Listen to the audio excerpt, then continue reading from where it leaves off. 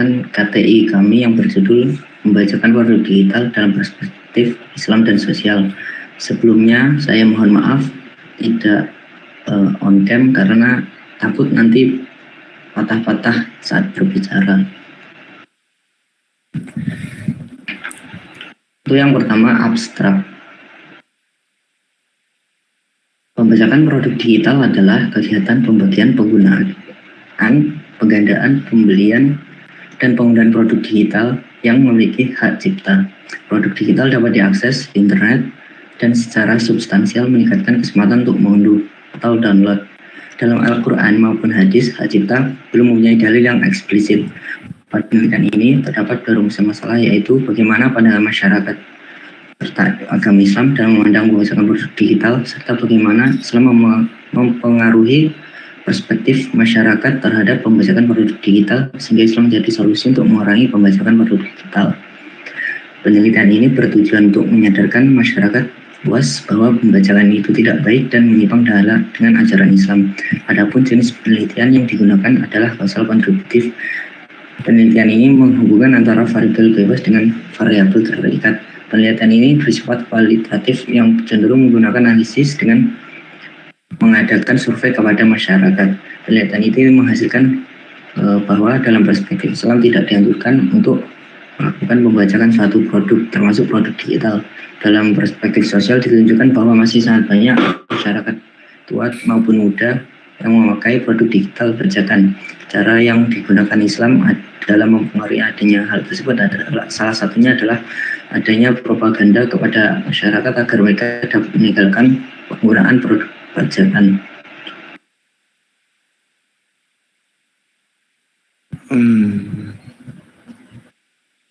Apakah ada tanggapan sejauh ini, Bapak?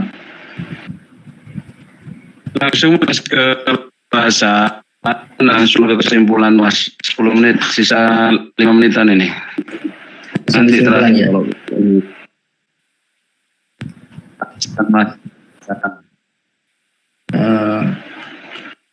Hasil dan pembahasan. Gimana, Pak? Ya dijelasin. Iya. Hasil dan pembahasan bagaimana versi Islam, bagaimana versi sosial, itu dijelasin, baru kesimpulan.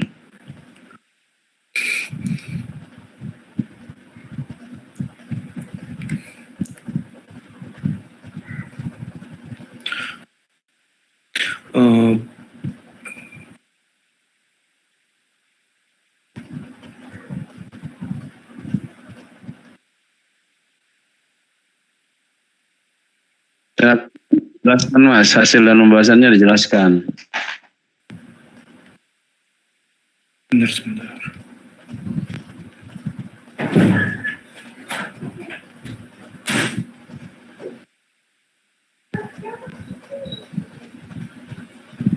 Hasil dan pembahasan.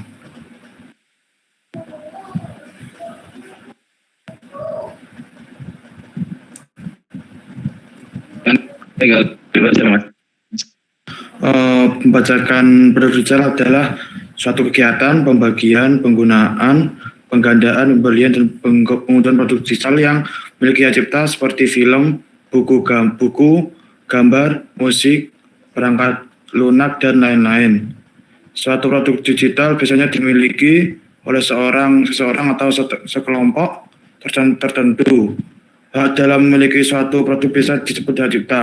Hak cipta adalah hak pencipta yang timbul secara otomatis di mana pencipta memiliki wewenang atas produk yang diciptakan. Hak cipta melindungi dari penyalahgunaan suatu produk dan melindungi pencipta dari kerugian atas penyalahgunaan tersebut. Dalam Al-Quran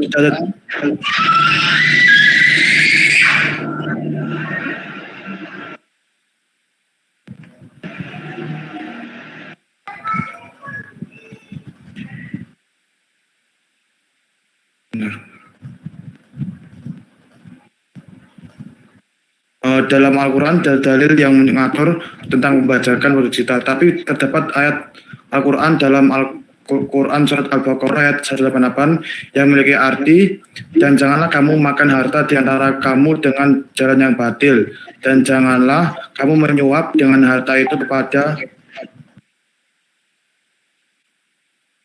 pada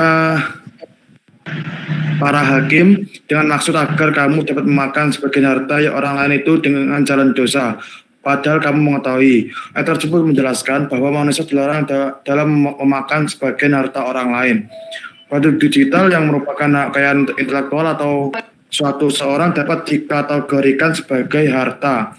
Jumhur ulama sendiri mengakui kekayaan intelektual sebagai harta karena harta adalah segala kekayaan yang berwujud maupun tidak berwujud yang dimiliki seseorang dan siapa yang merusaknya harus bertanggung jawab akan hal tersebut. Majelis Ulama Indonesia menyatakan bahwa membacakan suatu produk yang memiliki hak cipta hukumnya haram. Hal ini tercantum pada fatwa MUI nomor 1 tahun 2003 tentang hak cipta. Dalam hukum Islam, hak cipta dipandang sebagai salah satu hukum maliyah atau hak kekayaan yang mendapat perlindungan hukum atau masun sebagaimana mal atau kekayaan. Hak cipta mendapat perlindungan hukum Islam sebagaimana yang dimaksud tersebut adalah hak cipta atas ciptaan yang tidak bertentangan dengan hukum Islam.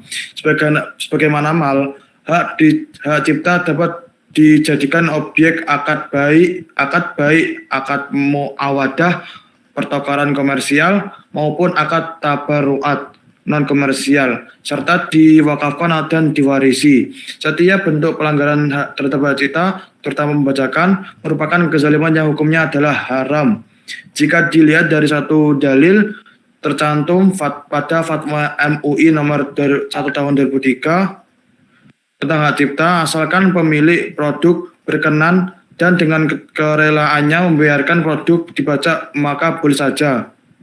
Rasulullah SAW berkhutbah di hadapan kami. Beliau bersabda, ketahuilah, harta seorang halal untuk saudaranya kecuali atas kerelaan batinnya. Hadis riwayat Ahmad. Namun, tetap saja Islam tidak menganjurkan untuk melakukan membacakan satu produk, termasuk produk digital, karena tidak tahu orang yang memiliki hak cipta atas produk tersebut rela atau tidak. Masuk kesimpulannya Pak ya. Untuk ini untuk perspektif sosial Pak. Oh iya, tadi Islam sudah jelas ya tadi ya. Islam tidak membenarkan ya adanya pembajakan ya, karena itu adalah hak maliyah. Ya, lanjut. Karena mayoritas saja pendapatnya seperti apa? Lalu kesimpulan.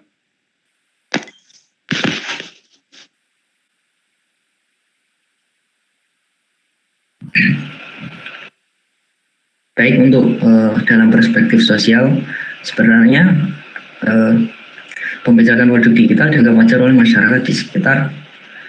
Menurut Ali Juliano Gema mengatakan Indonesia masuk 10 besar negara dengan angka pembajakan tinggi. Padahal produk bajakan merugikan baik penciptanya, pemerintah, dan konsumen. Angka pembajakan produk digital yang tinggi merugikan negara Indonesia dengan total kerugian sekitar 20 triliun pada 2017. Sebenarnya ada beberapa faktor mengapa masyarakat banyak yang masih menggunakan produk digital bajakan. Faktor yang pertama yaitu kesadaran kekayaan hak intelektual masih rendah. Pada 2016, BPS mencatat sebanyak 8,2 juta unit usaha kreatif, hanya 11% yang mendaftarkan HKI. Hal ini menyebabkan masyarakat tidak tahu siapa atau apa yang memiliki produk digital yang mereka pakai. Beralih ke sudut pandang pemulung agama Islam di lingkungan sosial tentang pembajakan produk digital. Menurut survei yang telah kami lakukan, ditunjukkan bahwa sangat banyak anak-anak, pemuda-pemudi, bahkan orang tua yang sudah berpenghasilan pun memakai produk digital bajakan. Data ini kami kumpulkan dengan objek penelitian utamanya adalah mahasiswa dan orang-orang di lingkungan sekitar. Ada pula tenaga pendidik juga. Dengan keterangan mahasiswa berjumlah 103 orang, tenaga pendidik dan kependidikan 4 orang, dan lainnya 51 orang. Seperti ini kira-kira tabel surveinya. Ditunjukkan orang yang mengetahui apa itu pembajakan produk digital hampir 80% tahu dan sisanya tidak tahu. Untuk pendapat masyarakat tentang dampak dari pembajakan produk digital, hampir 80% menyatakan dampak negatif lebih besar daripada dampak positif. Malah untuk kewajaran pembajakan produk digital di lingkungan sosial, 90% menyatakan bahwa itu wajar, 90,5% menyatakan bahwa membacakan produk digital itu wajar. Dan sisanya seperti ini. Alasan kewajarannya itu apa? Kewajaran kayak wajarkah kita melakukan pembajakan dengan situasi di Indonesia seperti ini, Pak, kayak situasi ekonomi atau dan lain-lainnya. Dan 90%, 90,5% itu setuju wajar kalau produk digital itu ada bajakannya, sehingga masih banyak yang melakukannya gitu, Pak. Ya, jadi maksudnya wajar itu bukan memperbolehkan ya, bukan ya? Iya, maksudnya bukan memperbolehkan, tapi seperti ya wajar saja, tapi ya masih sebenarnya masih banyak yang tidak mayoritas masyarakat tidak setuju ya. Iya, tapi 90,8% ini menyatakan wajar, Pak. Terus untuk penggunaan masyarakat yang masih menggunakan produk digital bajakan itu 60%, 59,5% masih memakai, 40,5% tidak memakai. Jadi ya yang 40,5% tidak memakai ini masih mewajarkan sebenarnya. Ya, yang nanti perlu digarisbawahi kan, maksud mereka wajar ini kan sebenarnya mereka juga dalam hati kecilnya tidak membolehkan kan? Iya. Iya. Ya, itu yang harus ditekankan. Jangan sampai data yang sudah kita dapat justru nanti berbeda dengan apa yang mereka inginkan. Ya, baik. Kesimpulan coba, kesimpulan. Kesimpulan dari permasalahan pembajakan produk digital adalah sebagai berikut. Yang pertama, di dalam Al-Quran memang tidak ada dalil yang mengatur tentang pembajakan produk digital. Akan tetapi, terdapat ayat Al-Quran dalam Quran surat Al-Baqarah ayat 188 yang memiliki arti, dan janganlah kamu makan harta di antara kamu dengan jalan yang batil, dan janganlah kamu menyuap dengan harta itu kepada para hakim dengan maksud agar kamu dapat memakan sebagian harta orang lain itu dengan jalan dosa, padahal kamu mengetahui. Ayat tersebut menjelaskan bahwa manusia dilarang dalam memakan sebagian harta orang lain. Produk digital yang merupakan kekayaan intelektual seseorang dapat dikategorikan sebagai harta. Selain itu, Majelis Ulama Indonesia menyatakan bahwa pembajakan suatu produk yang memiliki hak cipta hukumnya haram. Maka sudah sangat jelas bahwa setiap bentuk pelanggaran terhadap hak cipta, terutama pembajakan, merupakan kezaliman yang hukumnya adalah haram. Dalam perspektif sosial, membajakan produk digital dan wajar oleh masyarakat sekitar. Faktor yang menyebabkan masyarakat masih melakukan pembajakan digital antara lain rendahnya kesadaran kekayaan hak intelektual, rendahnya kesadaran masyarakat akan pembajakan produk digital, biaya, serta mudahnya akses dalam pembajakan produk digital.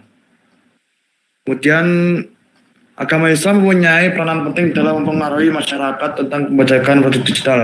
Peran tersebut dapat berupa tokoh Islam yang berdakwah menyampaikan hukum dan dalil pembajakan kepada masyarakat dengan menggunakan metode komunikasi secara persuasif. Metode tersebut hendaknya menarik dan tidak terkesan otoriter. Selain itu, kegiatan dakwah perlu dilakukan secara sesuai dengan perkembangan masyarakat dalam meninggalkan produk bajakan. Ya. Baik, silakan daftar pustakanya Mas. Saya lihat Mas, daftar pustakanya. Daftar pustakanya.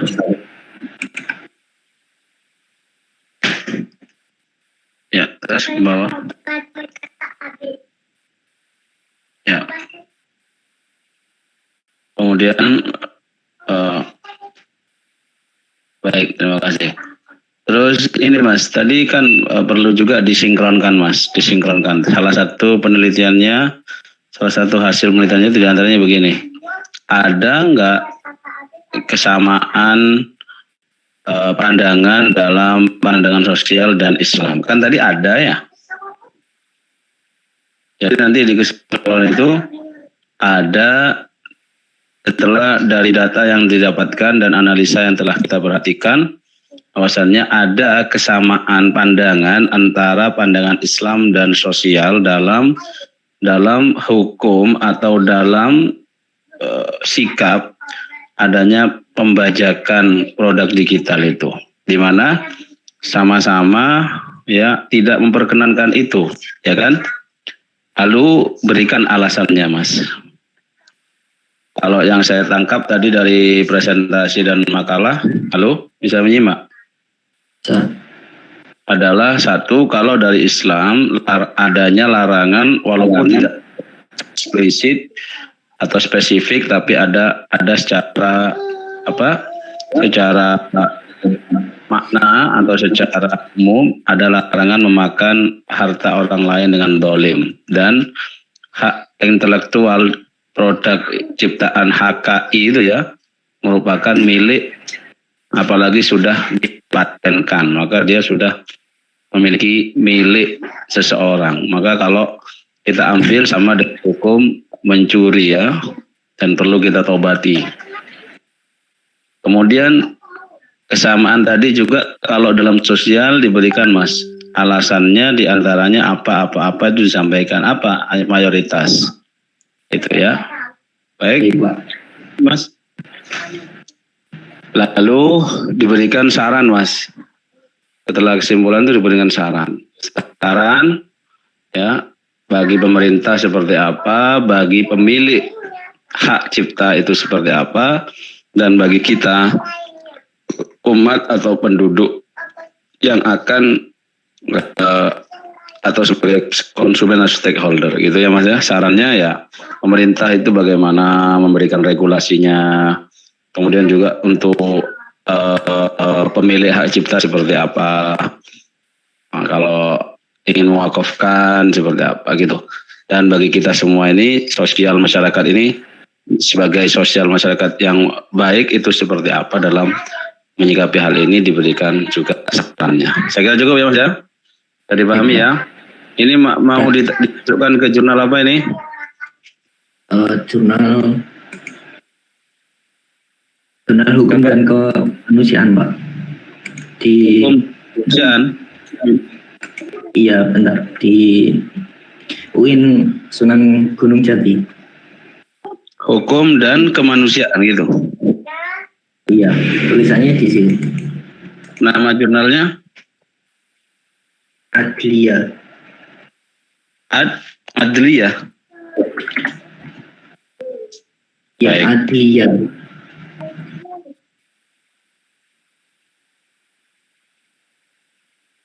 Baik, terima kasih kelompok 10. Silakan bisa tutup, dan saya ucapkan semoga bermanfaat bagi umat dan masyarakat umumnya.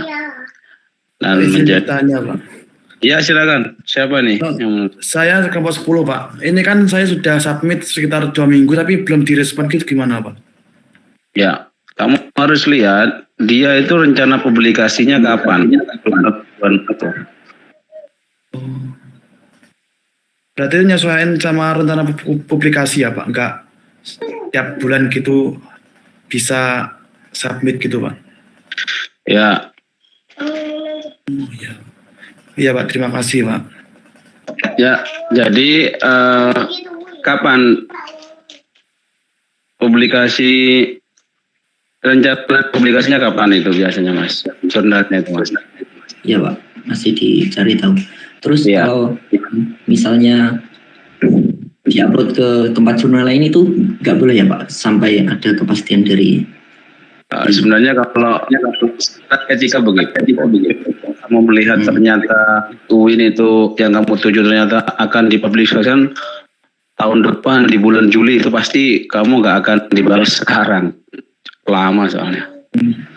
Makanya kenapa saya suruh cari jurnal yang akan terbit waktu dekat. Misalkan ada jurnal yang akan terbit di akhir Desember dan deadline submissionnya adalah minggu depan, itu lebih cepat lebih baik. Kenapa? Karena dia responnya cepat nanti.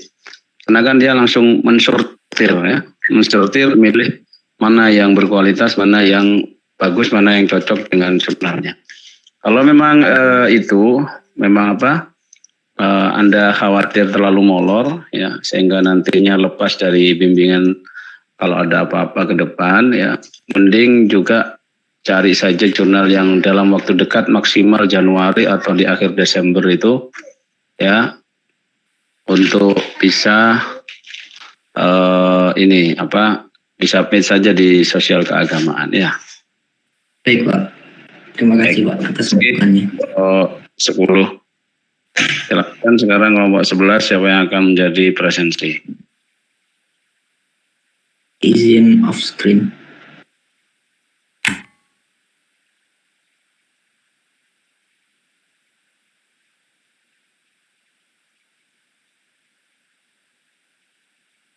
Siapa yang akan share screen?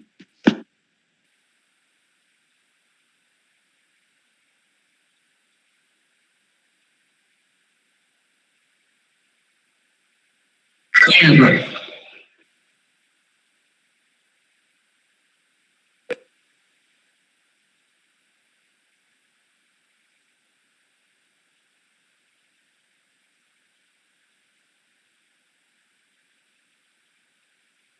Enrico dipersiapkan, dan jika ada teman-teman yang mau bertanya terkait jurnal, silakan bisa bertanya sekarang.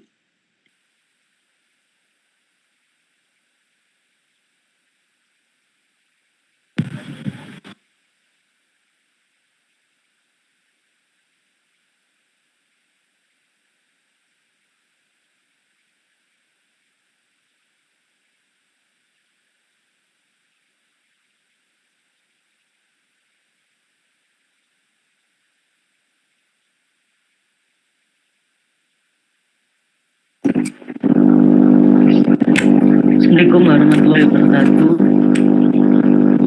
Saya dari kelompok 11 mau presentasi.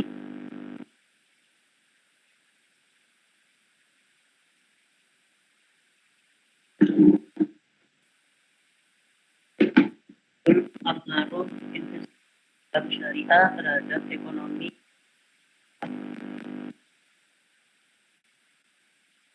Belum ini ya, cek.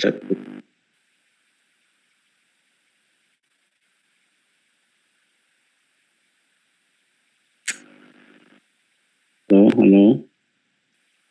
Halo. Ya. Coba Mas. Apa sudah Dari judul lagi Mas, tadi nggak kelihatan judulnya tadi. Coba ke judul lagi.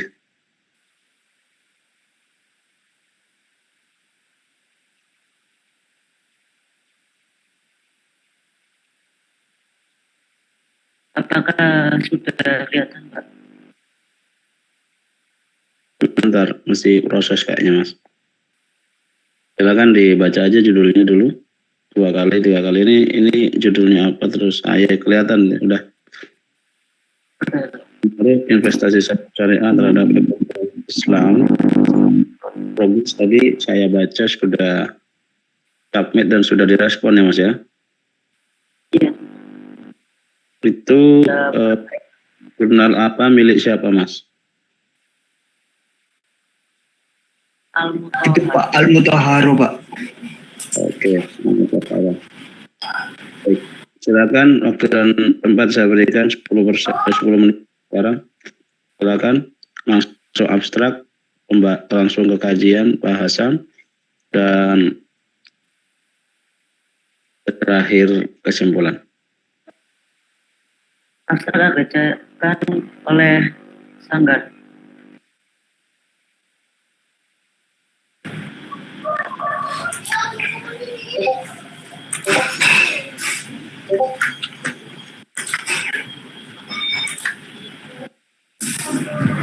Ini bahasa Inggrisnya juga, Pak. Monggo, nggak apa-apa dibaca. Abstrak. Ya, abstrak, langsung bahasa Indonesia aja, Pak. Manfaat investasi saham syariah untuk ekonomi umat Islam. Mengetahui dan memberikan seputar investasi saham syariah memberikan pengaruh saham syariah bagi umat Islam dan merekomendasikan investasi saham syariah.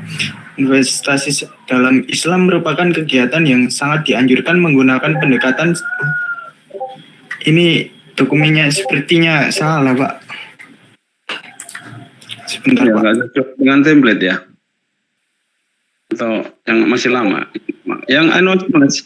Jadi kalau ada dokumen yang sudah ada koreksian dari reviewer, tampilkan itu aja. Ya.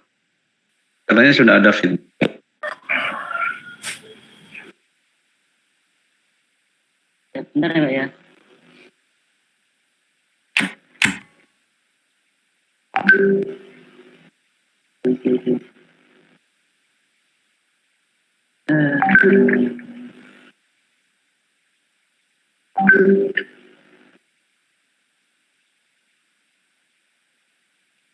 Cek satu, Mas. Kalau ada dokumen yang sudah diberikan feedback atau sudah diberikan koreksi oleh pihak jurnal, itu aja yang ditampilkan ya.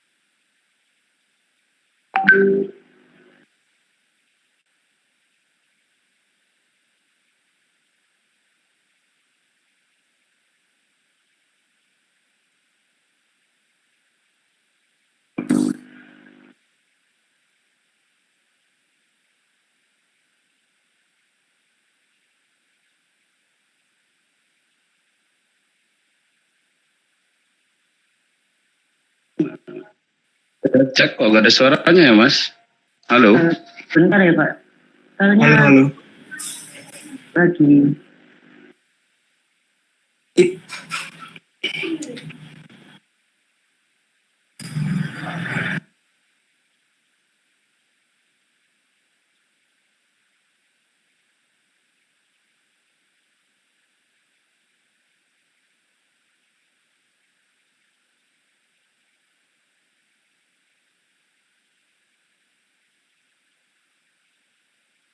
Bentar Pak.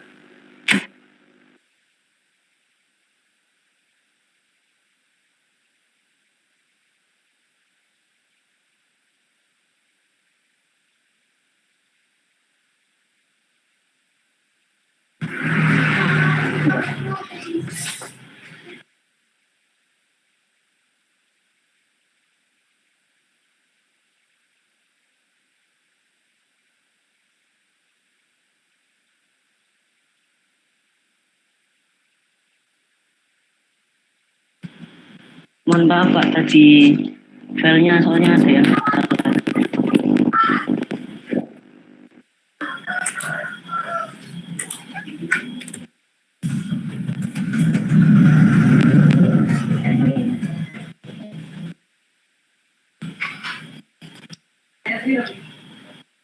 Abstrak, manfaat investasi Syam Syariah untuk ekonomi umat Islam, yaitu untuk mengetahui dan memberikan informasi seputar investasi syariah, memberikan pengaruh Syam Syariah bagi umat Muslim, dan merekomendasikan investasi saham syariah.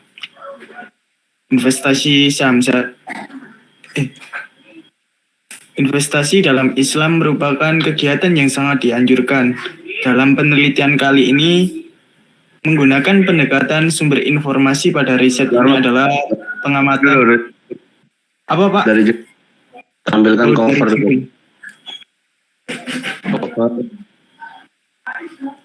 Ini sebenarnya feedbacknya tingkat plagiatnya Pak, dari jurnalnya, karena plagiatnya terlalu tinggi jadinya dikasih file ini Pak.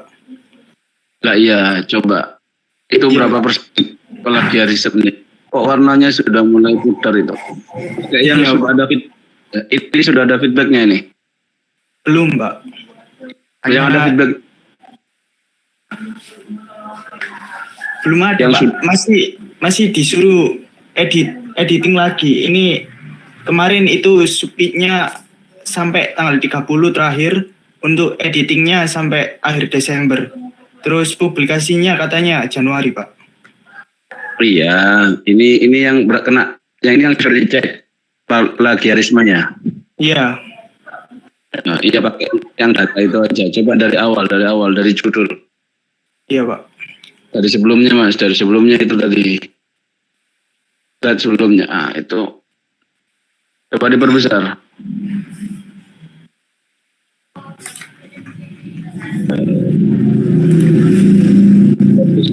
Terhadap ekonomi umat Islam. Baik, ucapkan terima kasih sebelumnya atas tidak bersedia memasukkan nama saya di penulis. Kemudian berapa persen Mas ternyata? Kata pihak sebelumnya berapa persen? 40 Pak. 45, Pak. Iya Pak. 40-an. 45. Masih wajar Pak Mas 40 itu. 40 itu masih wajar. Tinggal nanti kamu mengubah. Makanya nanti yang blog itu diperbesar lagi, nanti saya perhatikan apa yang harus dirubah. Coba ayo langsung diperbesar lagi, langsung mulai presentasi. Ambil yang penting-penting saja. Ayo. Mulai, bismillah. Bismillah. Ke aksesnya ya Pak ya. Karena tidak ada koreksi per halaman ditampilkan, tapi nanti disingkat yang penting-penting. Iya Pak. Sambil lalu saya perhatikan. Coba diperbesar kalau bisa. Di full screen. Silakan.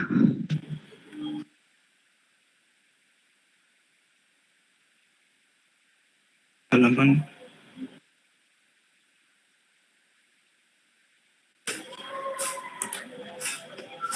Abstrak. Manfaat investasi saham syariah untuk ekonomi umat Islam. Mengetahui dan memberikan informasi seputar investasi saham syariah, memberikan pengaruh saham syariah bagi umat Islam, dan merekomendasikan investasi saham syariah. Investasi dalam Islam merupakan kegiatan yang sangat dianjurkan. Penelitian ini menggunakan pendekatan sumber informasi, menggunakan pengamatan informan atau wawancara, dokumentasi, dan studi literatur. Anjir, Kak, kelihatan.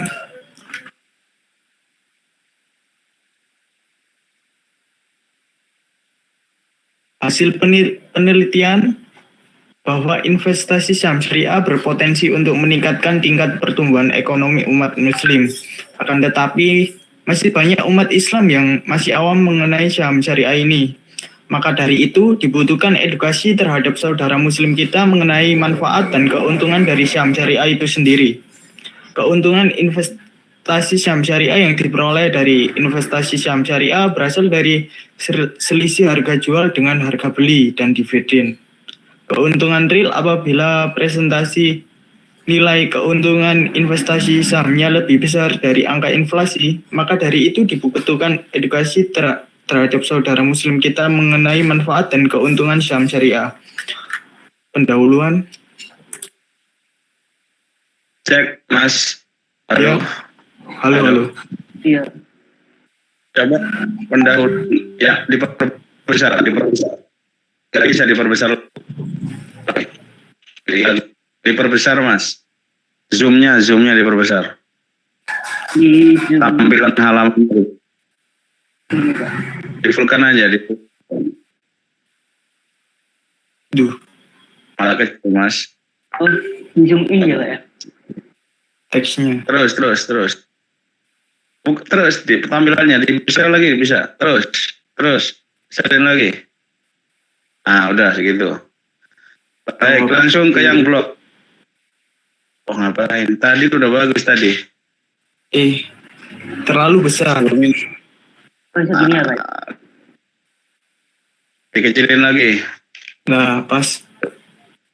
Baik.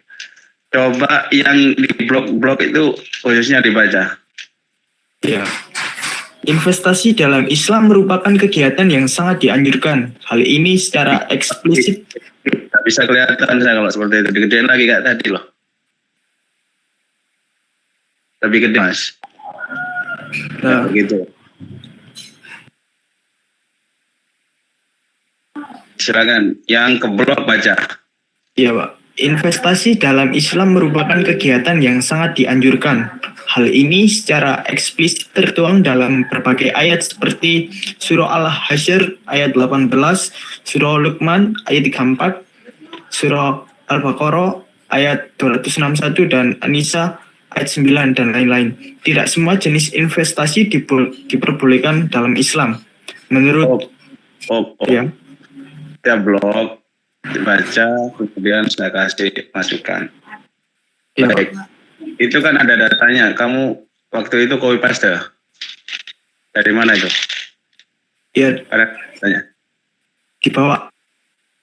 Iya, di bawah kan ada datanya ya. Ya, Nah, itu dirubah saja mas. Kayak gini misalkan di situ ada investasi dalam Islam merupakan kegiatan yang sangat dianjurkan. Ya, ini berapa halaman kamu semuanya?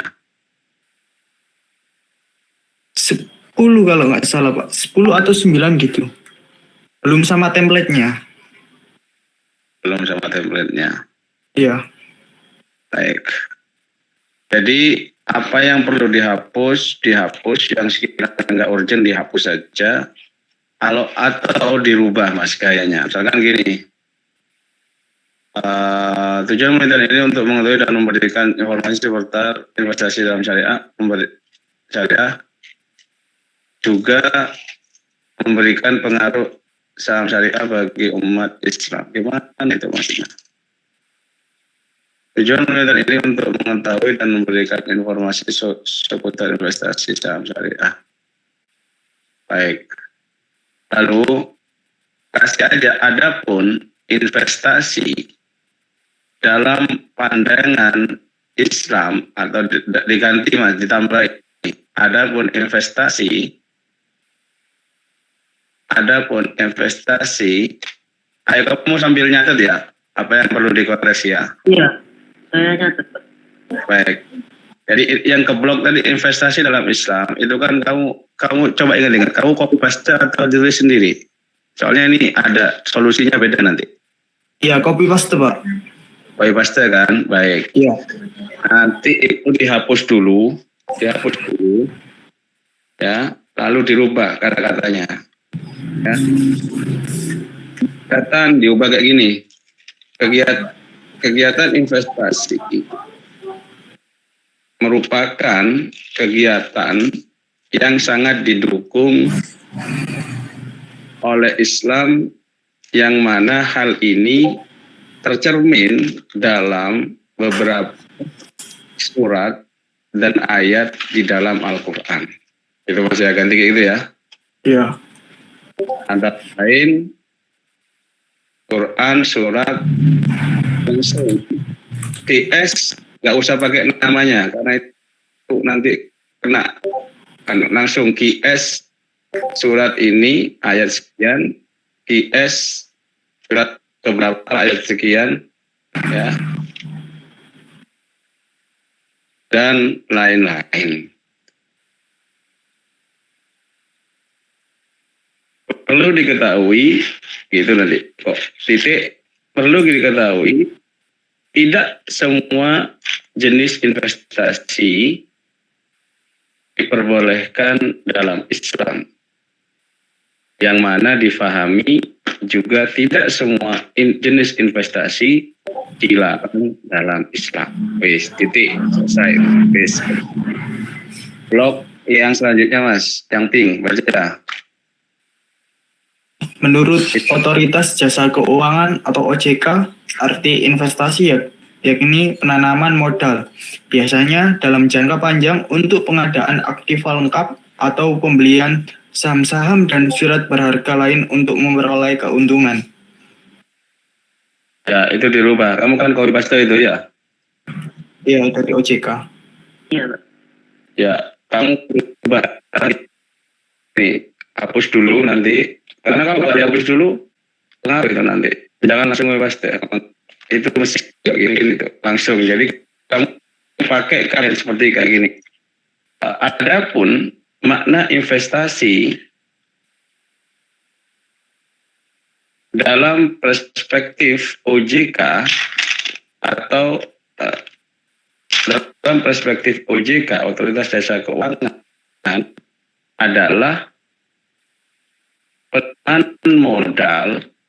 penanaman modal yang dilakukan dalam jangka panjang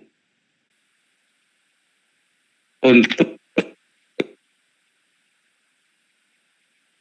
pengadaan aktiva itu ya, Mohon maaf, Pak. aktiva lengkap atau ya Itu apa? Agak suaranya agak nyadet, Pak. baik. Sekarang udah jelas belum? Udah, Pak. Jelas ya? Ya. Sekarang yang warna menurut otoritas itu ya? Iya. Nah, itu diganti begini. Adapun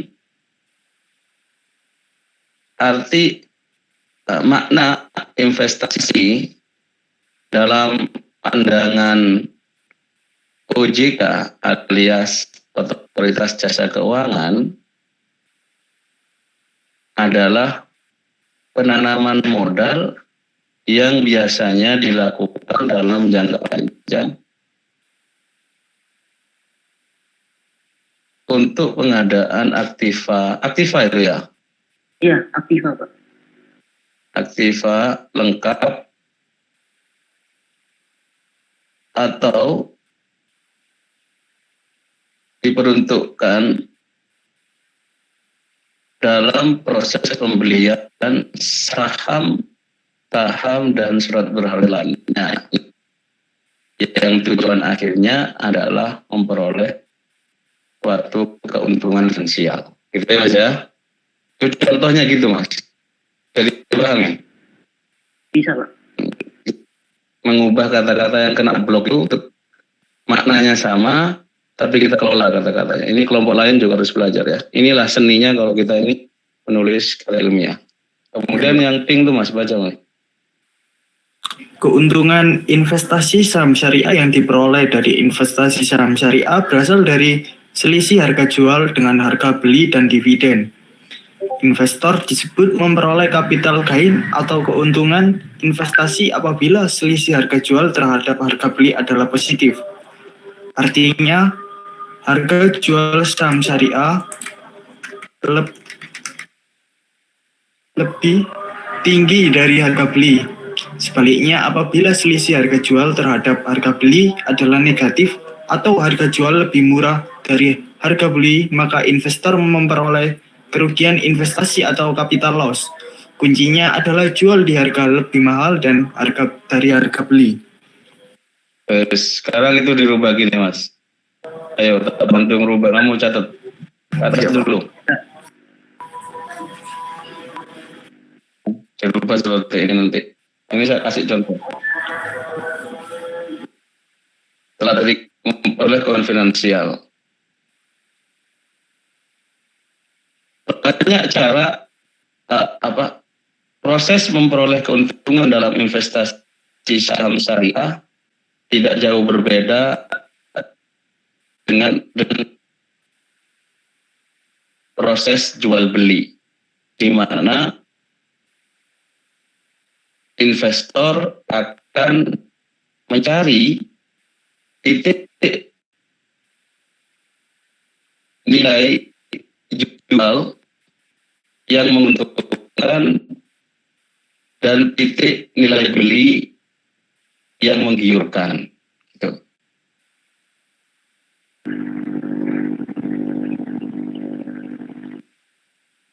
Artinya harga jual diusahakan semaksimal mungkin lebih tinggi dibandingkan harga beli saham dalam setiap transaksinya, sehingga hasil dari selisih jual terhadap harga beli itulah yang sehingga hasil selisih jual dibandingkan harga beli merupakan keuntungan finansial yang bisa diketahui dan didapatkan dalam investasi syariah. Itu aja Mas. Ya, udah bisa dipahami? Contoh di pendahuluan dari rumah berhasil apa itu terus ke pembahasan sekarang. Nah itu juga parah. Ayat itu ayat.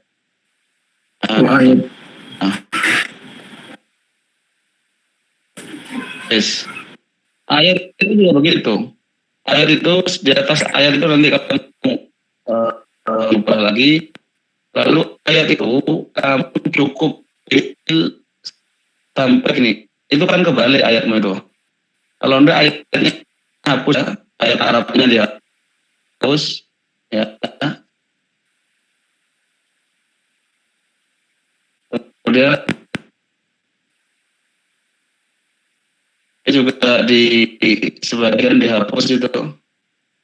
Investasi adalah salah satu ikhtiar dihapus.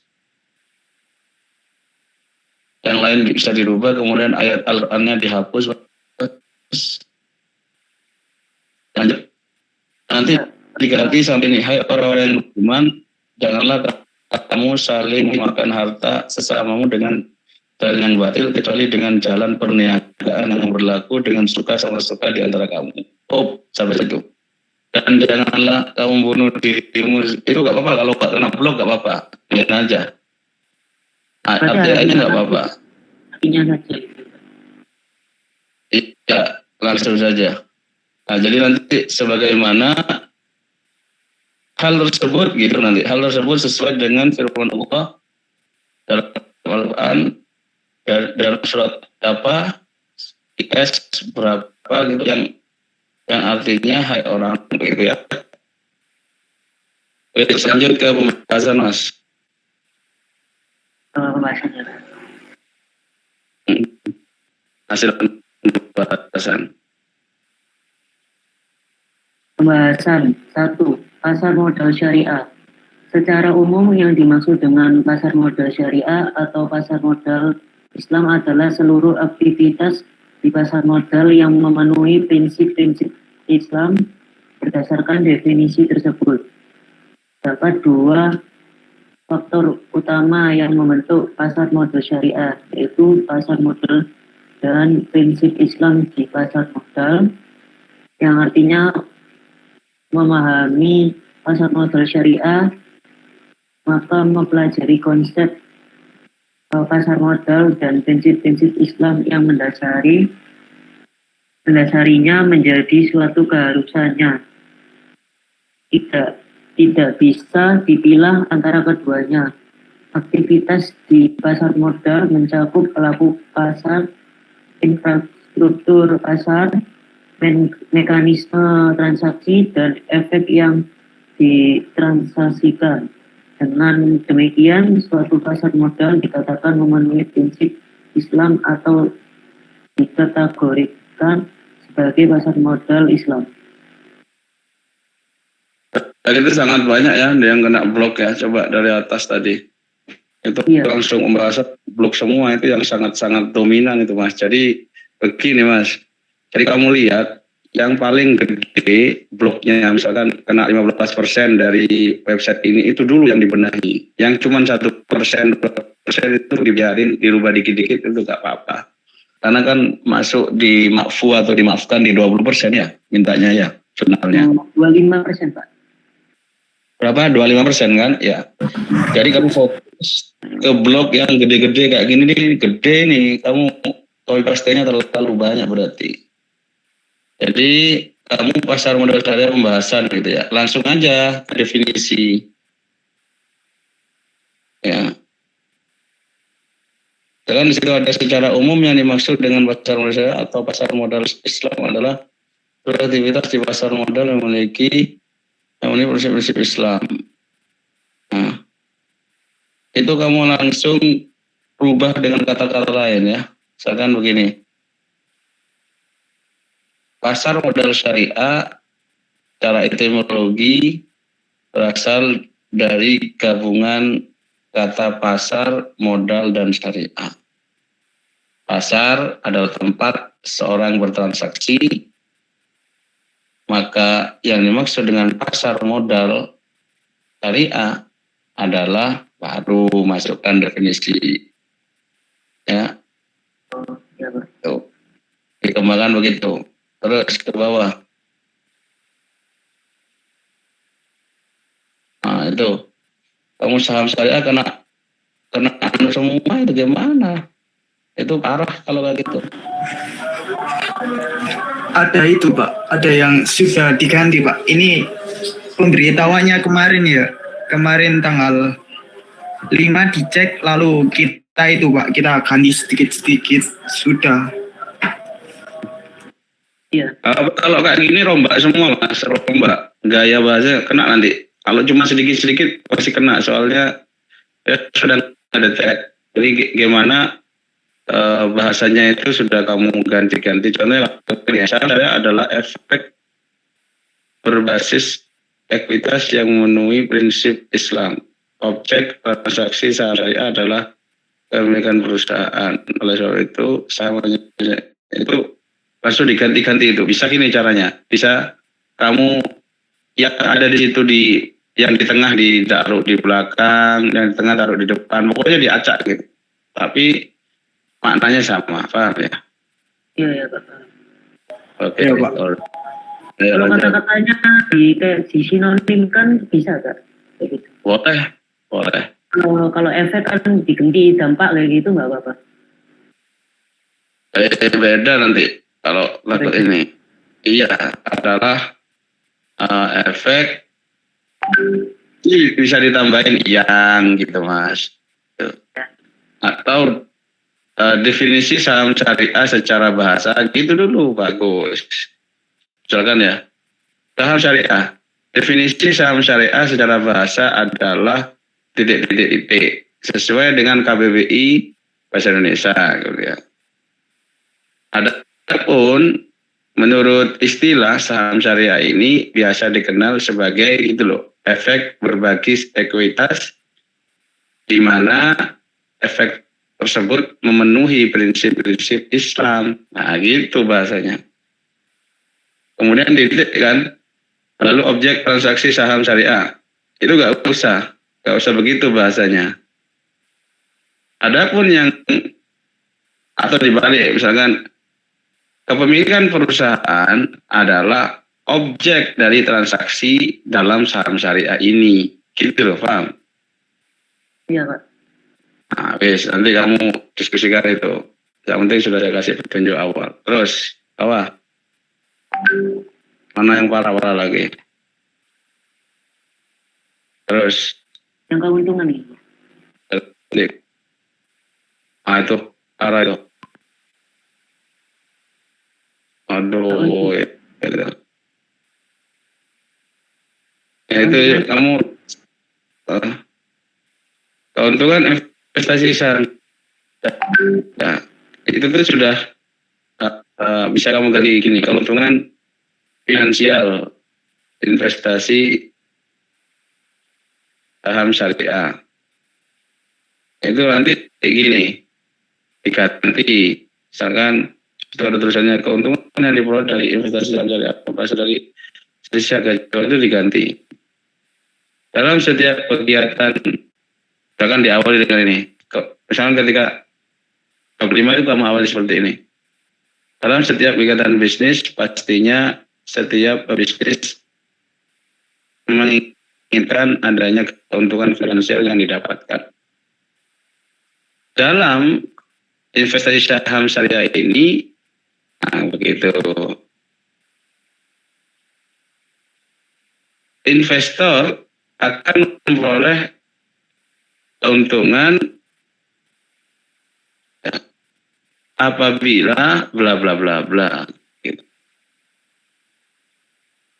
Dalam arti lain, jika harga jual saham syariah ini harganya lebih tinggi dibandingkan harga beli, nah gitu mas, pokoknya beda gitu aja mas, itu sudah sistemnya sudah nggak akan kedetek, paham ya? Iya, Pak. Oke, lanjut.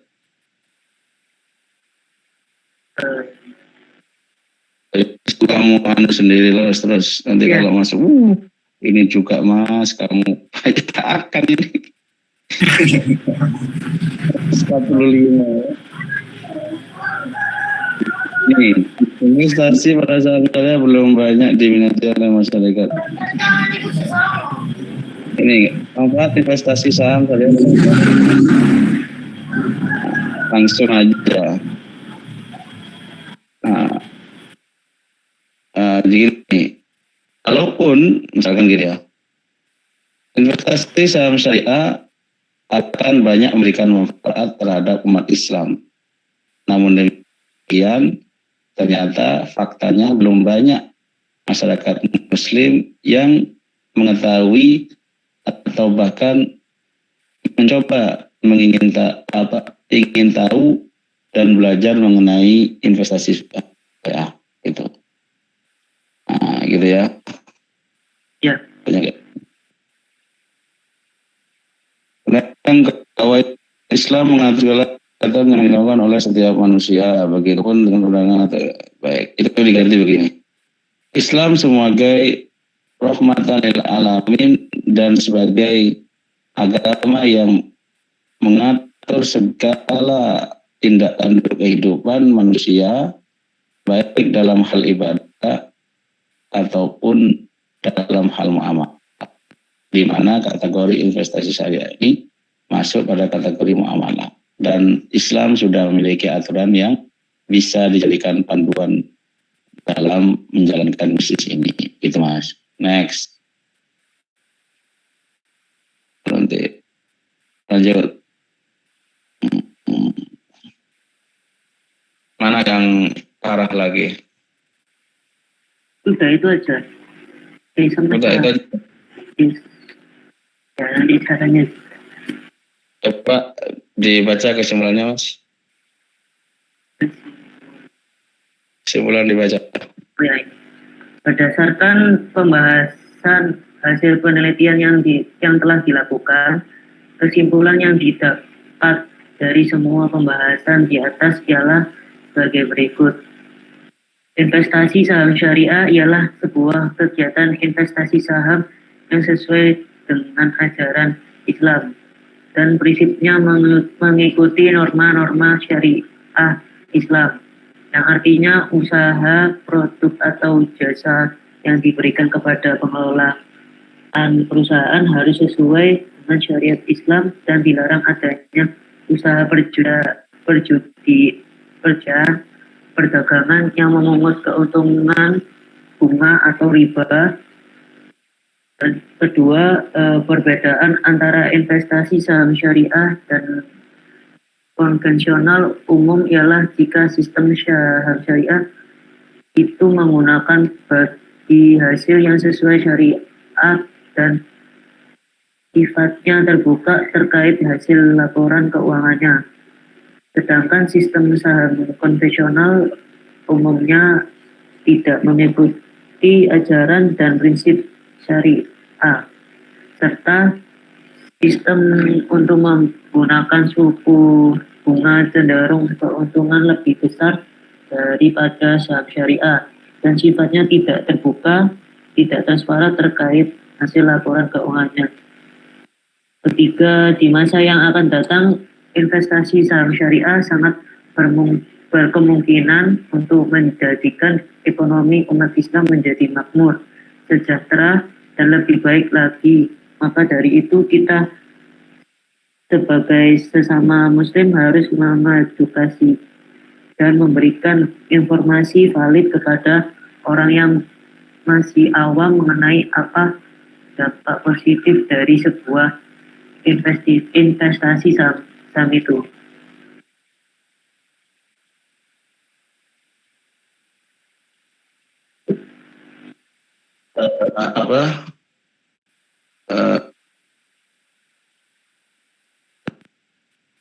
Jadi pengaruhnya sangat besar ya Mas ya, kesimpulannya ya. Ya,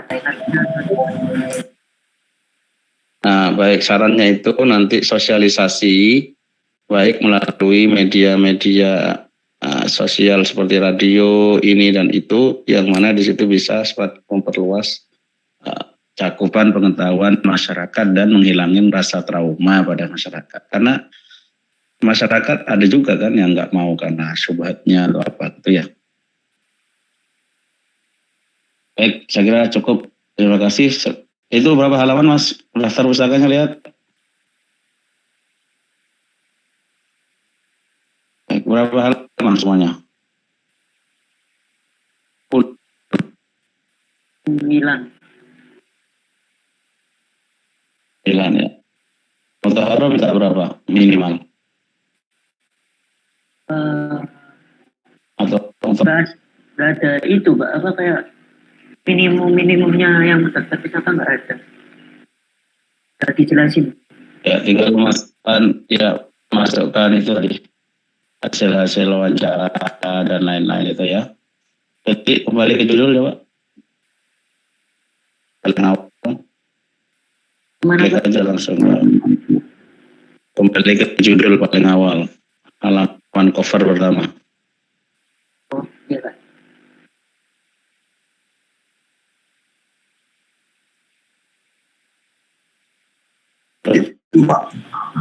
Minimalnya 10, maksimalnya 15 katanya Pak. Ini tertulis. Oh. Ya, tertulisnya. Minimal 10 kamu harus nambah. Jadi pengaruh investasi saham syariah terhadap ekonomi umat Islam. Salah satunya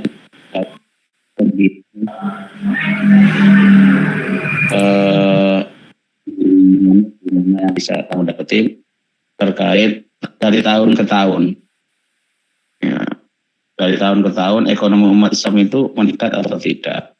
Kalau meningkat, lihat sumbangsihnya di situ.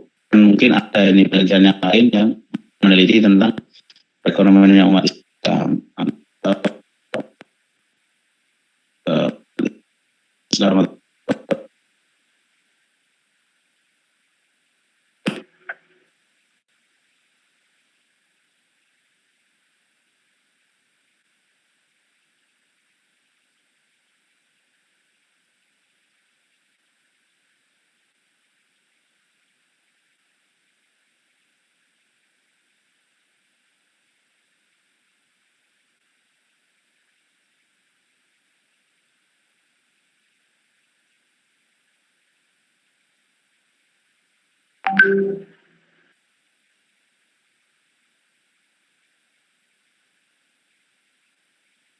Cek kelompok sebut. Halo. Iya Pak.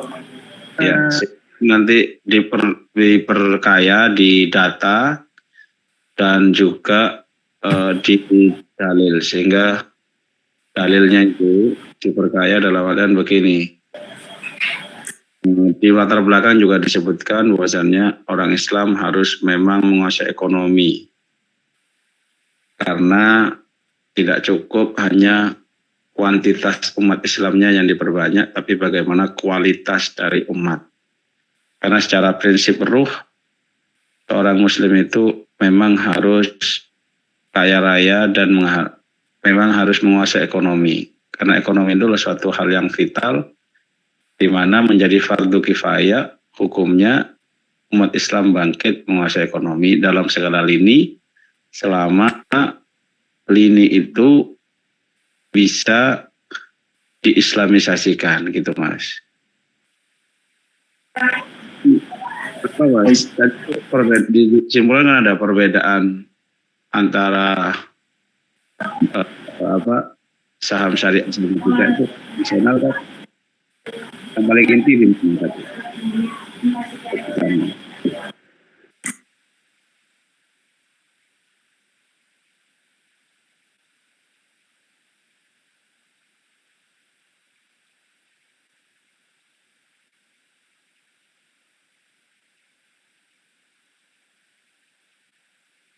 Itu aja ya Pak ya, yang saya kenalin yang KTI-nya nantinya.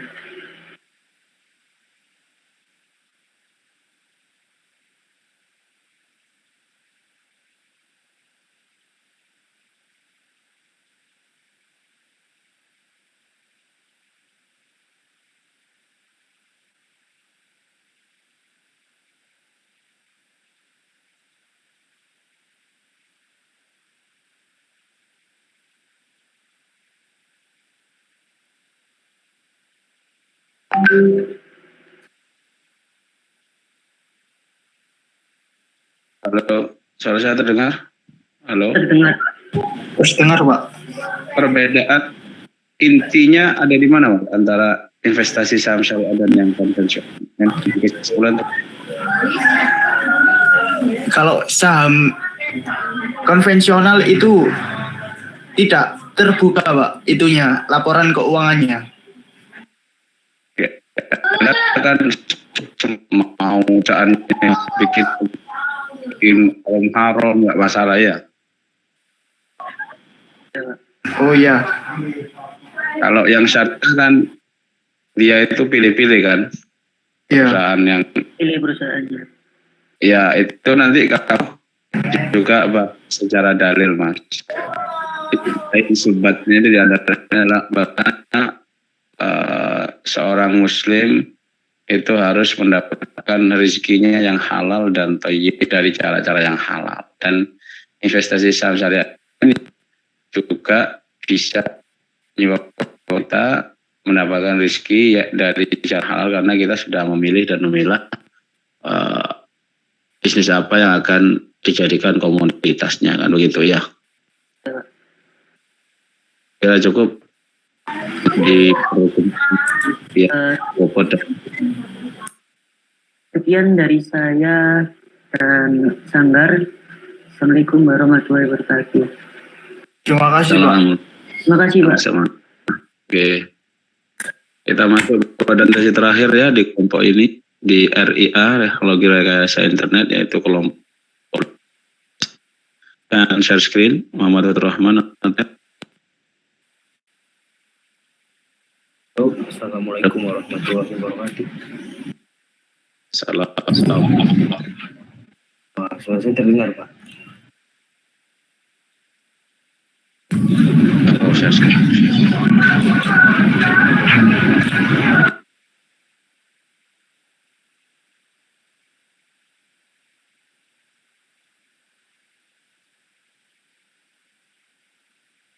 Cek.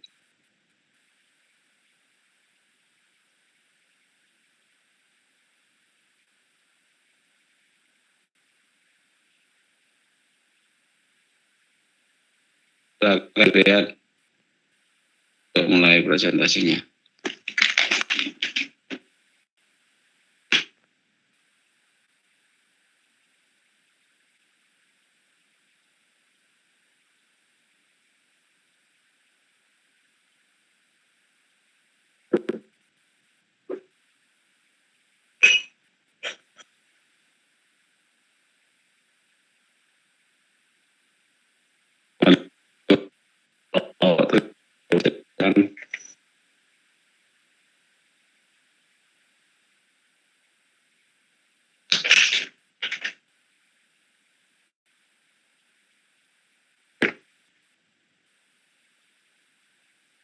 Kelompok 12.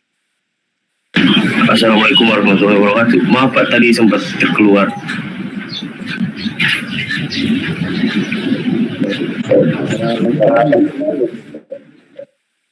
Ya. Sudah saya jadi penyaji Mas Riyad. Oh, sudah Pak. Baik Pak. Assalamualaikum warahmatullahi wabarakatuh. Nama saya adalah Riyad Hadinah. Telah kadimu akan mempresentasikan kerja kelompok kami. Baca abstrak ya Pak.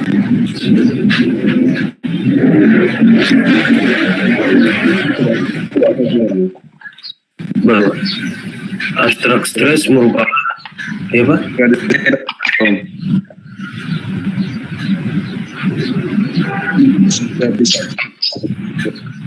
Mohon maaf Pak, suaranya putus-putus.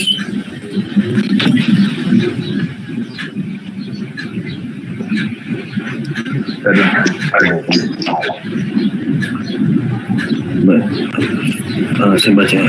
Stres merupakan reaksi tubuh seseorang yang muncul akibat seseorang tersebut menghadapi ancaman atau tekanan suatu perubahan pada lingkungan orang tersebut. Selain itu, stres juga dapat menyebabkan penderitanya merasa putus asa, frustasi, dan bahkan ingin melakukan bunuh diri jika tidak mendapatkan penanganan yang tepat. Stres terbagi menjadi 3 tingkatan, yaitu rendah, sedang, tinggi. Semua orang dapat terkena stres, tidak kecuali mahasiswa. Oleh karena itu, seorang mahasiswa harus mengetahui cara-cara dalam menangani stres yang dialami. Penanganan stres yang buruk dapat menimbulkan dampak negatif baik secara fisiologis dan psikologis. Salah satu cara yang dapat dilakukan adalah mendengarkan murotal Al-Quran. Hal tersebut dikarenakan Allah menurunkan Al-Quran sebagai penyembuh. Metode penelitian yang digunakan adalah kuantitatif dan deskriptif, yaitu dengan menggunakan kuesioner guna mengukur tingkat stres dan mengetahui minat mahasiswa.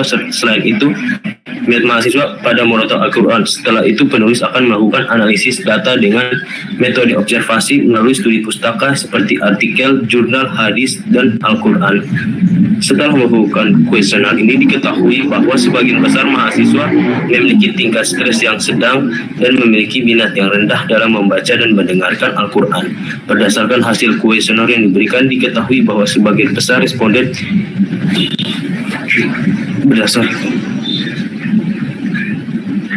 berdasarkan hasil sebagian besar responden memiliki tingkat stres yang sedang, mendekati tinggi, serta memiliki minat yang kurang dalam menjadikan Al-Quran sebagai penyembuh. Padahal metode terapi murotal Al-Quran telah digunakan sejak zaman Rasulullah dan memiliki manfaat baik dari segi psikologis dan fisiologis. Akan tetapi untuk mendapatkan hasil yang maksimal, maka hendaklah kita memperhatikan adab dalam mendengarkan dan berniat serta berdoa kepada Allah untuk mendapatkan kesembuhan.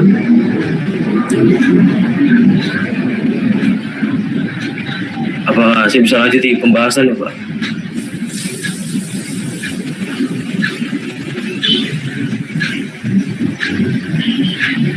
Ini dari submit belum? Belum Pak, rencananya sore Pak. Kemudian ini apa? Jurnal Al-Yasini Pak.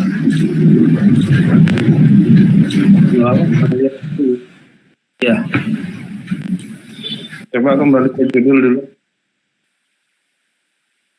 Ya Pak. Kemudian metode terapi murotal Al-Quran dalam penanganan stres mahasiswa PENS, Prodi, dan itu di aja Mas, studi kasus pada mahasiswa PEN, Prodi, Teknologi Rekayasa gitu. Studi kasus ya Pak.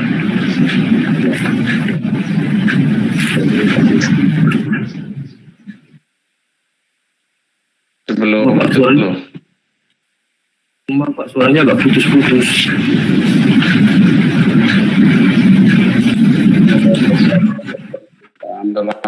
Dalam penanganan stres, kemudian di bawahnya itu studi kasus pada mahasiswa PEN terakhir. Studi kasus pada mahasiswa PEN. Setelah ini Mas, setelah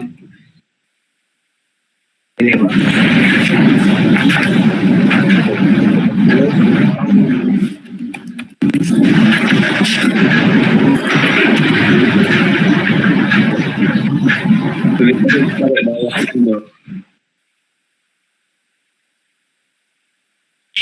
Metode terapi menata Al-Quran dalam penanganan stres.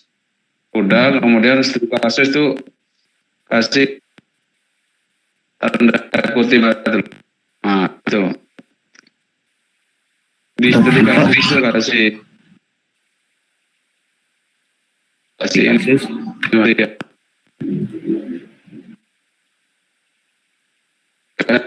Studi kasus itu dari studi kasus sampai terakhir kasih tanda kutip studi kasus pada mahasiswa PENS Prodi Teknologi Internet 1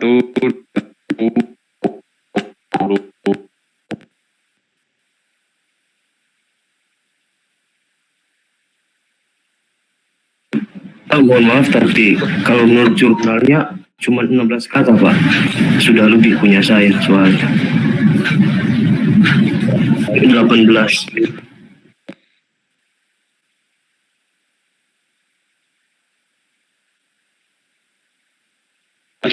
Ini aja studi 2020. Jadi dihapus ya, Pak?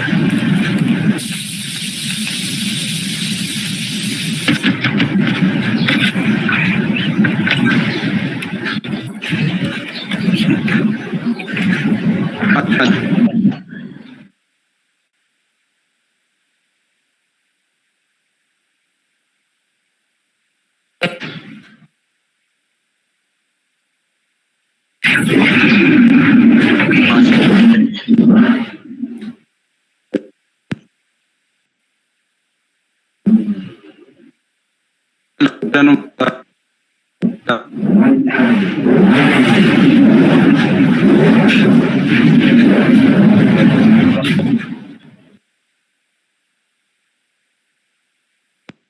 Pak, suaranya putus-putus. Tidak terdengar, Pak, sama sekali.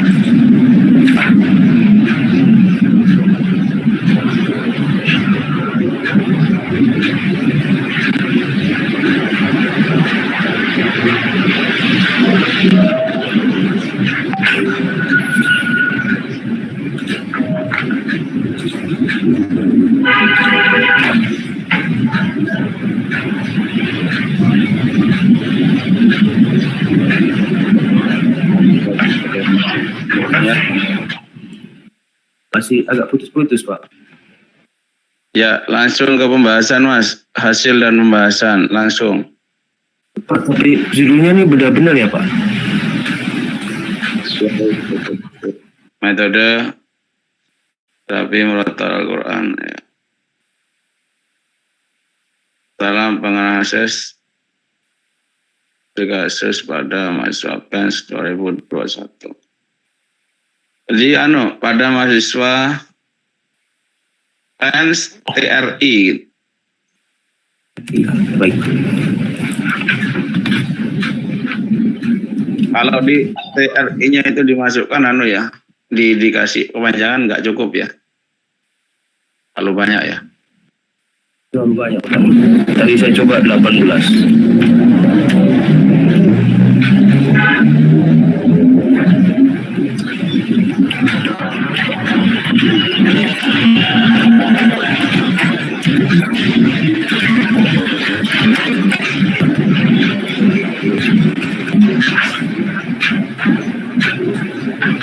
Oh, pas, Pak, pas. Bisa, Pak.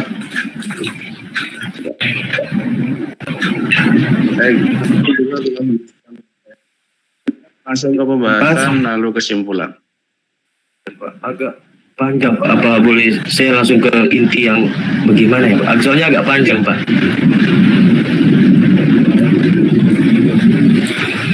Apa langsung manfaatnya atau saya kasih itu dulu, Pak? Ya yang penting-penting aja dipresentasikan, yang penting-penting. Sekiranya 5 menit lagi selesai. Manfaat Al-Quran bagi psikologis mahasiswa. 1. Meredakan gejala stres. Stres merupakan kondisi seseorang menghadapi tekanan secara psikologis seperti banyak tugas, mendapatkan nilai yang buruk, dan mendapatkan banyak tuntutan dari lingkungan. Stres dapat menyebabkan tubuh penderitanya menghasilkan hormon adrenalin dan kortisol. Kedua hormon ini tidaklah berbahaya, akan tetapi kedua hormon ini dapat membuat kerja jantung dan pernapasan menjadi tidak beraturan sehingga menyebabkan penderita meningkat untuk sementara. Jika seseorang tersebut menderita stres secara terus-menerus dan tidak mendapatkan penanganan yang tepat, maka kedua hormon tersebut akan terus diproduksi sehingga menyebabkan tekanan darah derita seiring. Pembahasan Mas, hasil dan pembahasan. Ya, kuesioner Pak. Ya langsung. Kenapa kok mahasiswa PEN stres itu kenapa? Datanya itu apa? Ya itu coba langsung di situ. Dalam proses penulisan karya ilmiah ini, penelitian mengambil sasaran target sampel pada total calon responden yang ada, yaitu sebanyak 27 mahasiswa Muslim PEN Prodi Rekayasa Internet pada semester 1, di mana proses pengambilan data dimulai pada 25 Oktober hingga 1 November dengan hasil dan bahasan sebagai berikut. Data informasi umum. Setelah membagikan kuesioner, peneliti dapat responden dan tanggapan sebanyak 22 responden, 81,5 dari total calon responden yang tersedia. Rincian data dasar merupakan informasi umum tiap responden, yaitu 18 laki-laki dan 22 perempuan. 22 dan 4 perempuan. Terkait informasi kategori umur dan gender dari tiap responden, peneliti memperoleh informasi data sebanyak 22 responden mencantumkan umur dari 22 responden yang ada dengan rincian informasi data sebagai berikut. Hasil kuesioner yang menunjukkan reaksi positif terhadap stres. Dalam mengukur tingkat stres pada mahasiswa Muslim tingkat 1 Prodi TRI PENS, peneliti menggunakan kuesioner Stress Scale PSS10 yang terdiri dari 6 pertanyaan umum terkait dengan hal negatif yang dialami oleh responden dalam kurun waktu kurang dari lebih 1 bulan. Ini hasilnya Pak. Saya pakai PSS10 dan hasilnya dikalkulasikan secara manual Pak. Jadi dari hasil tersebut 6 pertanyaan telah dikorelasikan dengan jawaban dari 22 sampel responden terkait tingkat stres yang terjadi, maka dapat diketahui bahwa tingkat stres yang terjadi secara umum bersifat kadang-kadang terjadi dan cukup terjadi, sementara untuk skor lain juga memiliki ritme yang muncul sebagai skor. Dari hasil ini dijabarkan bahwa tingkat stres yang terjadi umumnya terjadi dan dapat berpotensi ke tahap yang lebih tinggi jika tidak diatasi dengan solusi. Ya Pak. Lihat. Mana temanmu Mas Riyad? Kok gak hadir presentasi? Ya betul Pak, sudah presentasi.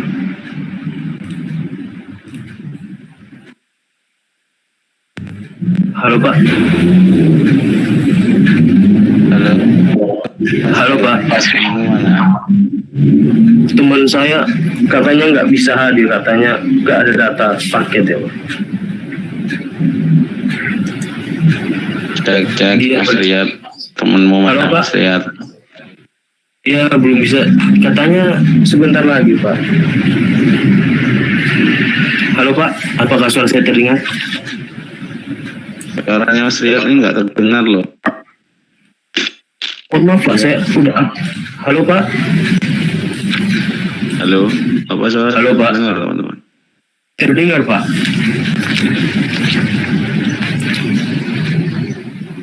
Halo Pak, tes. Apakah suara saya terdengar?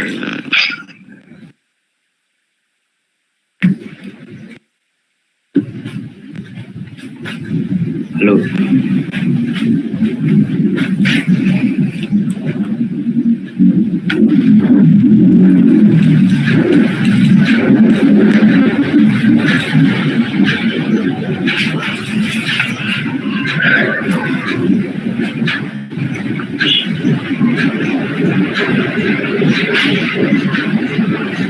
Cek, halo. Halo Pak, apakah suara saya terdengar? Cek. Halo.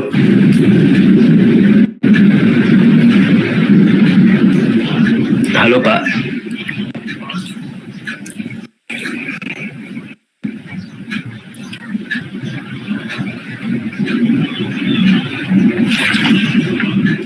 Oh, baik Pak. Apakah saya bisa lanjutkan ya Pak?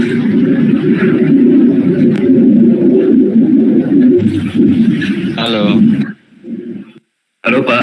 Ya, suaramu nggak terdengar ya. Ya Allah. Mungkin saya coba keluar dulu ya Pak.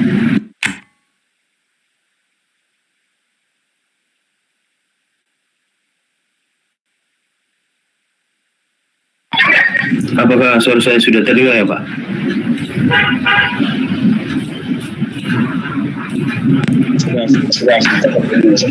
Baik Pak. Apakah saya bisa lanjutkan?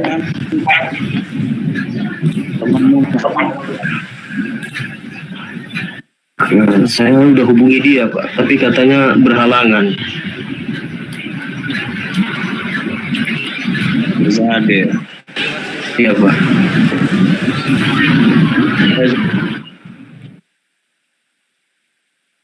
Dan saya lanjutkan ya Pak. Kesimpulan ya Pak.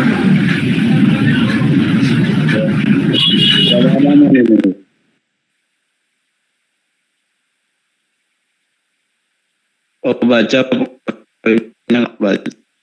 bab-sebabnya. Belum Pak, tapi ini sebenarnya masih belum isinya Pak, cuman penjelasan kuesioner yang saya kasih. Hasil akhir kuesionernya ada di flash disk, cuma belum sempat saya ambil soalnya ketinggalan. Tapi udah Pak, tapi saya masih hafal hasilnya Pak.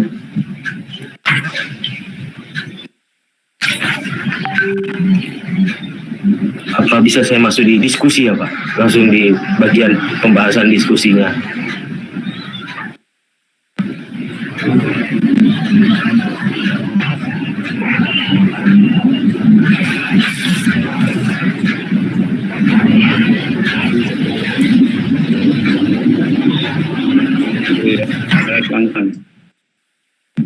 Langsung Mas ke diskusi Mas dan kesimpulan Mas. Kesimpulan saja atau dilengkapi diskusi ya Pak? Iya.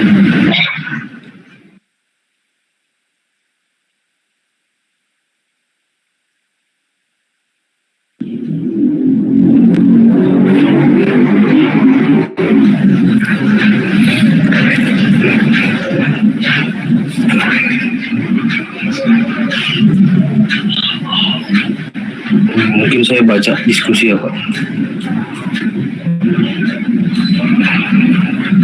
Iya Mas, langsung Mas diskusi, langsung kesimpulan.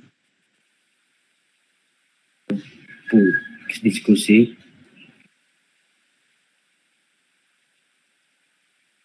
Terkait dengan murotal Al-Quran, pada umumnya sudah diketahui oleh responden. Namun pendekatan yang dilakukan sebagai terapi untuk mengurangi tingkat stres yang disebabkan oleh berbagai hal masih belum diminati, tetapi lebih cenderung dilakukan dengan hal-hal yang lainnya seperti bermain game, tidur, mendengarkan lagu, jalan-jalan, serta menonton. Hal ini menunjukkan bahwa dalam mendapatkan ketenangan batin untuk mengurangi tingkat stres responden, lebih cenderung melakukan hal-hal yang berupa aktivitas duniawi. Selain itu, hal ini menunjukkan bahwa responden belum mengetahui apa manfaat dari mendengarkan dan membaca murotal Al-Quran. Padahal mendengarkan dan membaca murotal Al-Quran memiliki banyak sekali manfaat dan telah dipraktekkan sebagai media pengobatan sejak zaman Nabi. Hal ini diriwayatkan pada hadis Sahih Muslim nomor 4080 dari Abu Sa'id Al-Khudri menceritakan bahwa beberapa orang sahabat melakukan safar dan untuk beristirahat pada salah satu perkampungan Arab. Kemudian mereka diminta dijamu oleh penduduk dari perkampungan itu. Tetapi penduduk enggan menjamu mereka. Penduduk bertanya pada para sahabat, adakah di antara tuan-tuan yang pandai memantra? Kepala kampung kami digigit serangga. Menjawab seorang sahabat, ya ada. Kemudian dia mendatangi kepala kampung itu dan memantrainya dengan membaca surat Al-Fatihah, maka kepala kampung itu pun sembuh. Tak hanya dapat menyembuhkan penyakit fisiologis penyakit fisiologis, Al-Quran juga dapat dijadikan obat untuk penyakit psikologis dan menjadi penenang hati dikala kegelisahan melanda. Al-Kisah, pada suatu hari ada seorang lelaki meminta nasihat kepada Ibnu Mas'ud.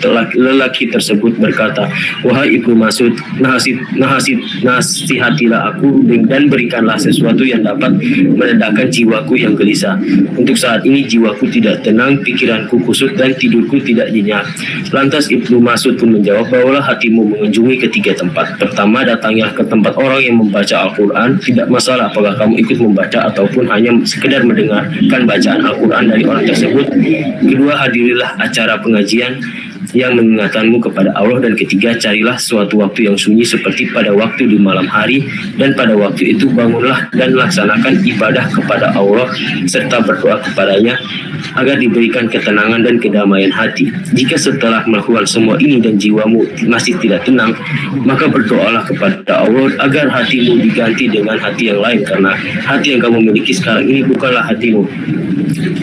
Pada zaman modern ini, Al-Quran masih sering digunakan sebagai terapi dalam mengatasi beberapa penyakit seperti kecemasan, sulit berkonsentrasi, menghilangkan perilaku negatif, dan stres. Salah satu bentuk terapi Al-Quran adalah dalam bentuk murotal atau audio. Murotal Al-Quran atau Al-Murotal merupakan rekaman dari bacaan ayat-ayat Al-Quran dengan memperhatikan hukum-hukum bacaan tajwid dan dikumpulkan guna menguatkan kelestarian Al-Quran. Pada zaman ini, murotal Al-Quran dapat mudah ditemukan baik secara online maupun offline. Hal ini tentu akan memudahkan umat muslim dalam menggunakannya sebagai media terapi stres dan memperkenalkan Al-Quran ke negeri-negeri yang kekurangan qori atau ahli Quran. Manfaat Al-Quran bagi psikologis mahasiswa. 1. Meredakan stres.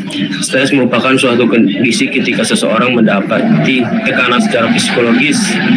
Stres dapat menyebabkan tubuh penderitanya menghasilkan hormon adrenalin dan kortisol. Kedua hormon ini tidaklah berbahaya, namun dapat menyebabkan kerja jantung dan pernapasan menjadi tidak beraturan dan sehingga menyebabkan tekanan darah penderita meningkat untuk sementara.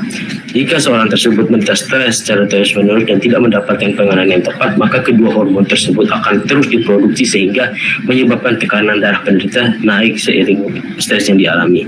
Tekanan darah yang tinggi dapat menyebabkan aliran darah terhambat sehingga berisiko terkena penyakit serangan jantung atau bahkan stroke. Pada zaman modern ini telah banyak metode terapi yang dapat menghilangkan stres seperti latihan pernapasan atau meditasi, berolahraga, mengunjungi psikologi, dan salah satunya metode spiritual atau psikoreligius. Kesimpulannya.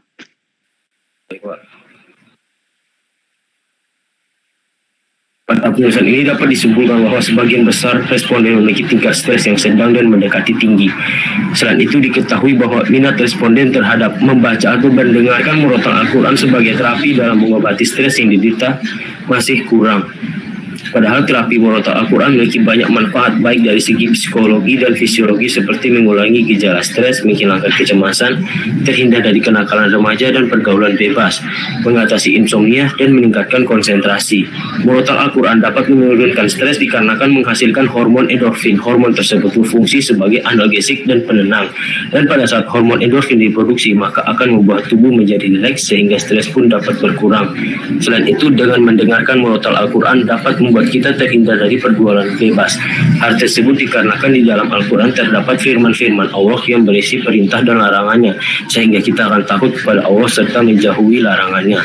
Adapun cara menjadikan murotal Al-Quran sebagai penyembuh, di antaranya yaitu berwudu dan mandi agar badan kita bersih dari najis. Setelah itu niatkan usaha kita untuk mendapatkan kesembuhan dari Allah, karena usaha tanpa niat adalah sia-sia.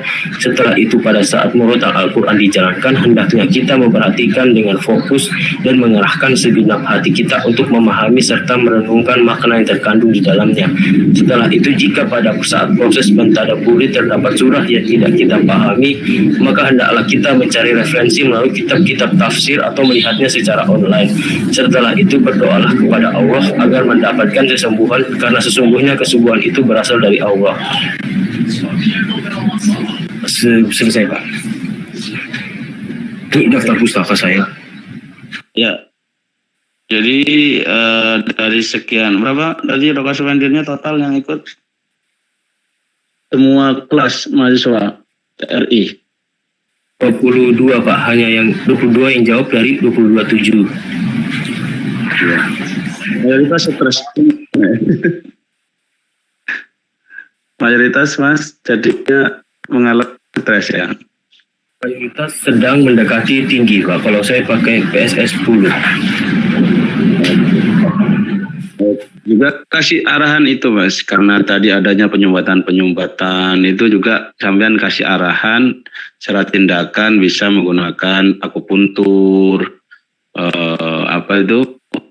sarannya itu loh, akupuntur juga, kemudian bekam khususnya gitu ya.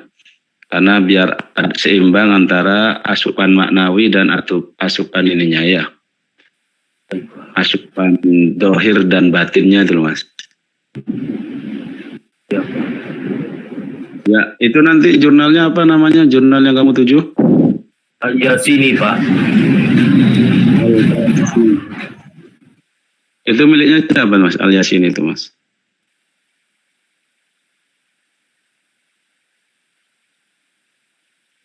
Oh, agak putus-putus tadi. Ini apa, Pak?